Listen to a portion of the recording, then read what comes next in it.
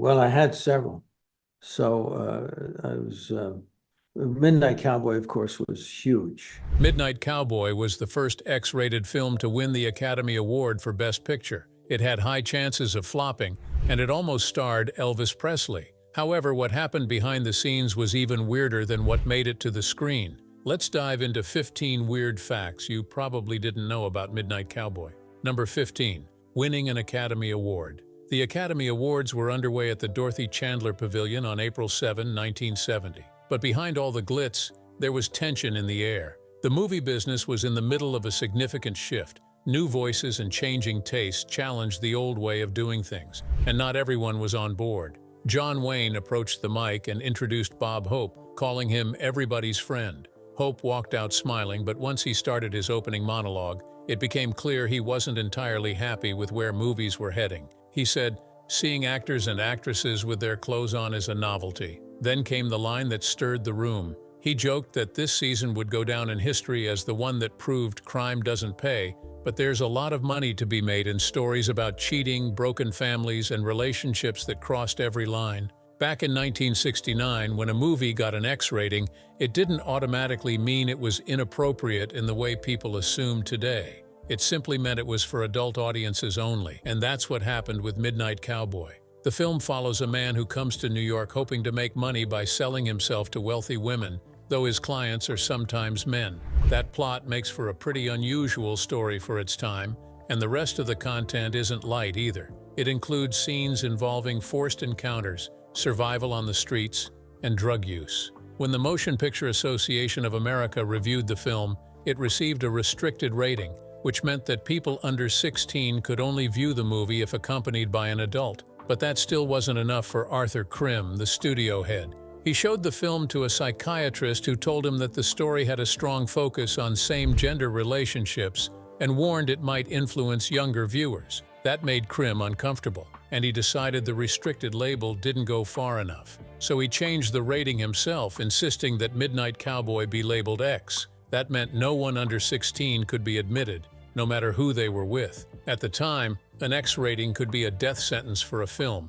Most theaters wouldn't show it. Newspapers avoided advertising those titles, and television networks didn't even bother. However, Universal Studios utilized it this time as part of their marketing strategy, running ads that proudly said, "Everything you hear about Midnight Cowboy is true." Number 14. Hoffman's Trick and Schlesinger's Truth. Who would have thought Dustin Hoffman had to pretend to be homeless to get his part and still almost walked away from it? Weird, right? John Schlesinger was initially unsure about casting Dustin Hoffman. However, what drew Schlesinger to the story of Midnight Cowboy was the character of Joe Buck. He resonated with the story of someone searching for love, someone on the outside trying to find a place to belong because he had grown up feeling different. As a Jewish boy in 1930s England and later coming to terms with being gay, he often felt like he didn't fit in anywhere. His father was a respected pediatrician, and Schlesinger always thought he was falling short of his expectations. He didn't do well at school, and being different made him a target. But in the midst of all that, he found a genuine community and a way to be himself while performing for soldiers during his time in the Army. Still, he struggled with relationships for most of his life. Many of the men he loved didn't reciprocate his feelings, and when someone did, he would pull away. He was chasing the idea of the perfect man and missing the people right in front of him. So it makes sense that he connected so deeply with Joe Buck, a man chasing a fantasy while feeling empty and lost. Schlesinger once said he wasn't anything like Joe, but he understood him.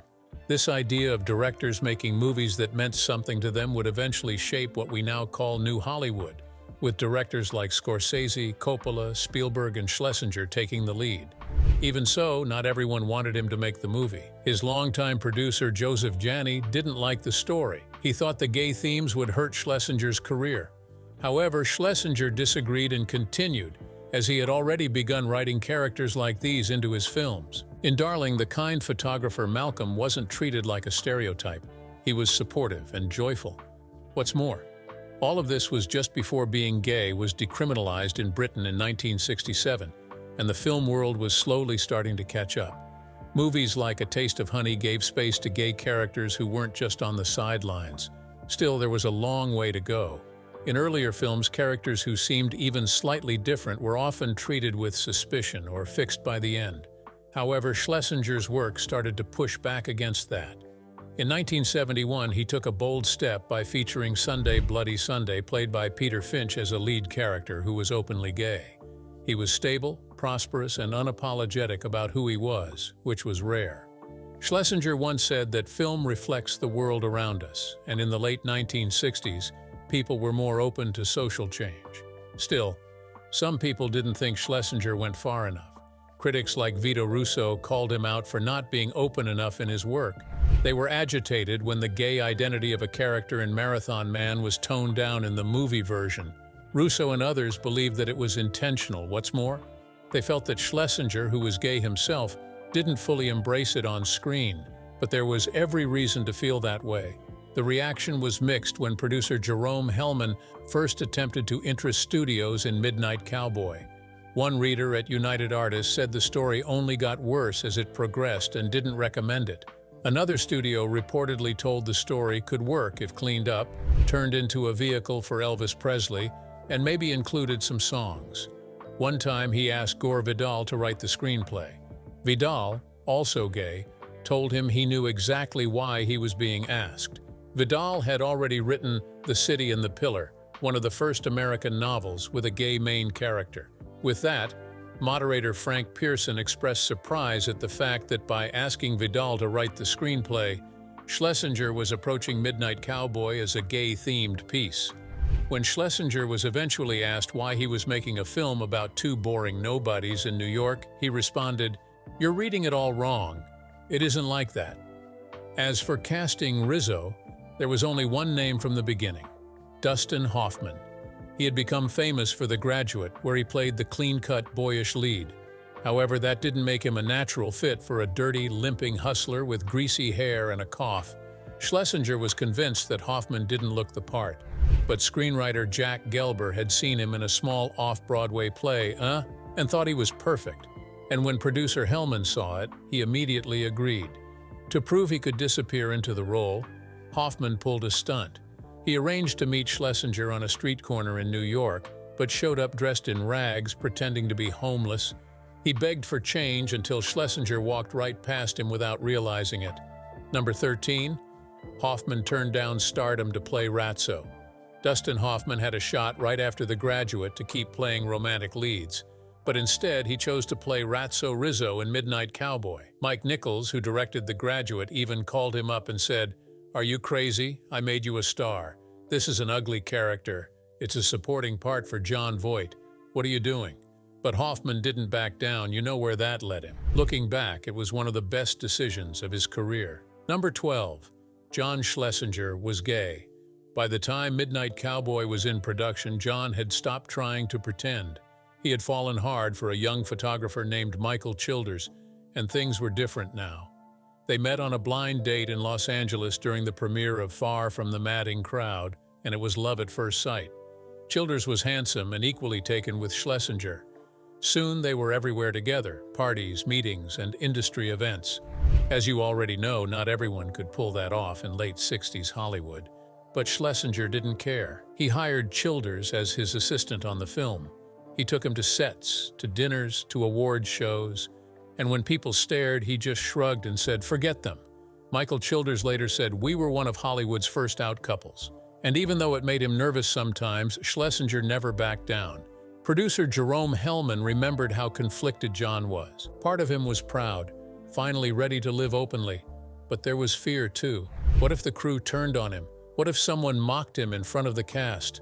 What if he lost control of his film? When Schlesinger shared his fears with Hellman, he told him not to worry too much because it was his film, and if anyone disrespected him, they would be gone. Still, not everyone around him knew. At first, Dustin Hoffman had no clue Schlesinger was gay. He only started to suspect something when the director casually mentioned he had no interest in getting married. Hoffman asked why, and Schlesinger brushed it off at first.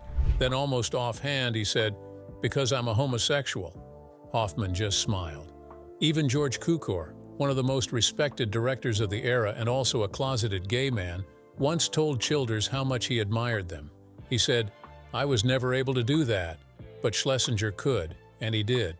Weird how the most daring thing about the movie wasn't even in the script, right? Here's another one. Remember when Schlesinger was advised to clean up the script for Elvis Presley? Well, they almost did. Number 11. Almost casting Elvis Presley. While they were still determining who would play Joe Buck, the script was already garnering attention. Word spread that the project was different, and that caught the interest of many people. One of those people was Elvis Presley. According to Michael Childers, someone from MGM said that if certain parts were removed, it might work as a new kind of film for Elvis. They called it a vehicle for him. However, the producers had a direction in mind, and changing the script would mean changing the story. Meanwhile, Marion Doherty, casting the film, focused on finding actors through the theater. She watched plays in church basements, off-Broadway shows, and even checked out actors in New Jersey, and then Jon Voight came up. However, before we discuss how casting Jon Voight came about, did you know the party scenes were real? Number 10. The wild party scene wasn't acting. You've seen chaotic party scenes in movies, but this one differed. The party scene in Midnight Cowboy didn't feel fake like most others from that era. It had real energy, and that's because the people in it weren't pretending. Schlesinger brought in Andy Warhol's crew who lived that lifestyle, and the scene was shot at Filmway Studio in Harlem. So it was filled with Warhol's factory regulars: Viva, Ultraviolet, International Velvet, and Taylor Mead. Brenda Vaccaro, who played the upscale woman Joe meets, remembered how much Schlesinger loved the group. He thought they were fascinating and kept calling them wonderfully eccentric. Producer Jerome Hellman described the set as a six-day haze. There was smoke in the air, people moving in and out of dressing rooms and back halls, pairing off, wandering, vanishing, and reappearing. They had trouble keeping track of everyone, but surprisingly, nobody wanted to leave. Number 9. Voight took the role for minimum pay. When Jon Voight was suggested at the initial stage, Schlesinger was leaning toward Michael Sarrazin for the role, but after a long haul of convincing him, Hoffman felt more comfortable with Jon than with Michael. It worked. On the other hand, Jon Voight wanted the role of Joe Buck so severely that he told them he would do it for nothing. He later said, "Tell them I'll do this part for nothing." They took him seriously and paid him the minimum allowed. At the end of filming, they even sent him a bill of $14 for meals on the last day. That's how much he wanted the part. Number 8. Hoffman threw up for almost every take. In between acting takes, the two leads were already tense. Schlesinger had planned a long shot using a telephoto lens showing Jon Voight and Dustin Hoffman walking away over a bridge with no sound. Hoffman later said he panicked and didn't feel ready. He hadn't figured out how his character would walk or how he would cough, and the pressure was building. He didn't want to come across as fake, so he kept trying to make the cough feel real enough and pushed it too far. He coughed so hard on one take that he threw up on Voight's cowboy boots. Voight, who thought Hoffman had done that on purpose, looked down and asked, "Why'd you do that?" Later, Schlesinger pulled Hoffman aside and told him half seriously Jon had asked, "Is he going to do that in every scene?" Voight knew Hoffman had supported him getting the part, but now he was worried. How were they ever going to make it through if he kept on throwing up? Number 7. Hoffman's limp came from a real-life imitation. Hoffman and Voight prepared for their roles in very different ways. Voight went to Texas to work on his accent and get into the mindset of someone like Joe Buck. Meanwhile, Hoffman stayed in New York and walked through the Bowery, watching how people on the streets moved, spoke, and carried themselves. He needed to figure out how his character, Rizzo, would walk. One day, while standing on a street corner, he noticed a man with a bad leg crossing the road, and that's when it hit him. He decided to use that as the base for Rizzo's limp. He started putting a stone in his shoe to make the limp feel natural. It forced him to walk unevenly without having to fake it. And it worked because that's how he found his version of Rizzo. Number 6. The iconic moment on set. Did you know the famous scene where Ratso slams a cab and shouts, "I'm walking here"? Wasn't even in the script? It happened by accident. During the movie's filming, the crew lacked permission to close off the street, so they shot the scene guerrilla style using a hidden camera inside a van across the street. Schlesinger wanted them to walk half a block without cutting, but the timing kept getting in the way. The light would turn red, and they had to come to a stop. This left the director frustrated. He ran out of the van, yelling at them to keep walking. But there were cars in the way. They kept saying, "We're trying." After several takes, the timing finally fell into place. They hit the green light and kept walking. Then out of nowhere, a cab tried to cut them off. It almost hit them, and that's when Hoffman's instincts kicked in. He slapped the hood and shouted, "I'm walking here," Immediately, Schlesinger came running out, confused and asking why he had yelled. Hoffman explained what happened, and the director laughed, saying they had to keep it. Number 5. Voight starved himself for the role. Jon Voight fully committed himself to the role of Joe Buck by undergoing intense physical and emotional preparation. To accurately portray a character who is sick, starving, and living in a deteriorating apartment, Voight chose to stop eating and drastically reduce his sleep for several days. His goal was to experience firsthand the exhaustion and hunger that Joe Buck endures. By immersing himself in this extreme state, Voight sought to bring a raw and authentic energy to his performance, making the struggles of his character visible and palpable to the audience. This level of dedication helped create a more genuine and powerful portrayal on screen. Number 4. Nobody knew if Midnight Cowboy would even work. You would think the crew would be confident after filming something so intense, but that wasn't the case. Schlesinger thought they might have made a total disaster. When filming wrapped, John Schlesinger wasn't sure what to make of the movie. He kept calling it a pile of junk. He was drained and often down. Schlesinger had a panic attack during one of the last scenes in Texas, where Voight had to run barefoot down a road for a flashback sequence. Voight said he found him behind a van, red-faced, sweating and shaking. He thought something was seriously wrong. "John, what's going on?" he asked. Full of doubt, Schlesinger said, "What are we even making? What will people think of this?" Voight grabbed him and said, "John, we'll live the rest of our lives under the shadow of this great film." But even in post-production, Schlesinger wasn't sure. Before they screened it for United Artists, he turned to producer Jerome Hellman and asked, "Tell me honestly, do you think anyone's going to pay to watch this mess?" They were terrified. UA execs wouldn't even talk to them on the way in. But once the final scene played, with Ratso quiet on the bus, Joe next to him, and the theme music filling the room, nobody said a word. Then someone whispered, "It's a masterpiece." Number 3. The X rating that almost sank Midnight Cowboy. Remember the X rating the movie was given in the beginning? Many of Schlesinger's fears stemmed from this. When the movie was ready, the ratings board gave Midnight Cowboy an X rating. It wasn't the kind of rating people later associated with adult films, but that label came with problems. An X rating would likely not make it to network TV, hurting its chances in many cities. Hoffman remembered one early screening where whole rows of people walked out. "Bob Balaban's character goes down on Jon Voight's," he said, and 8 people just stood up and left. Then another row walked out. Critics didn't hold back either. Variety called it generally unpleasant. Rex Reed said it was filled with screaming, crawling, vomiting humanity. Roger Ebert called it a gimmick-filled, messy and vulgar film. But it opened on May 25, 1969, at the Coronet Theater in New York and caught fire. "It was a major hit," said producer Jerome Hellman. Michael Childers remembered a friend calling the next morning saying, "You have to come see the crowd." The line stretched to 59th Street. Number 2, the night Midnight Cowboy took the Oscars by surprise. No one in the team behind Midnight Cowboy was betting on a win. By its run, Midnight Cowboy had made $44.8 million. Adjusted for today, that's close to $68 billion. It had gone from a risky bet to a massive success. When Oscar season came, it got 7 nominations: Best Picture, Director, Screenplay, both lead actors, Supporting Actress for Sylvia Miles, and Editing. Jerome Hellman, the producer, ran into George Roy Hill, director of Butch Cassidy and the Sundance Kid, one of the other nominees for Best Picture that year, along with Hello, Dolly, Anne of the Thousand Days, and Z. Hill told Hellman not to get his hopes up, saying the studio had already told him the win was locked. Hellman walked into the ceremony thinking there was no chance, while Schlesinger stayed back in London to work on Sunday Bloody Sunday. However, in a quick turn of events, Waldo Salt won for screenplay. Then Schlesinger won Best Director. Within that moment, Hellman started to think maybe it could happen. When they announced Best Picture and Midnight Cowboy won, he froze. He hadn't written a speech, but as soon as he got on stage, he took control of his wits and made the shortest acceptance speech in the history of the Academy. Number 1. Austin's Hidden Bar with a Midnight Cowboy name.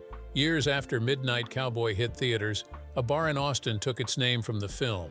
The bar is inside a former massage parlor that federal agents once raided. To gain entry, you must make a reservation in advance online. Then, when you arrive, you press a buzzer at the door and say the password, Harry Craddock. They also have strict house rules, including no cell phone calls or overt public affection. And just when you think that's all there is to this movie, here's an extra fact and everything you need to know about the film.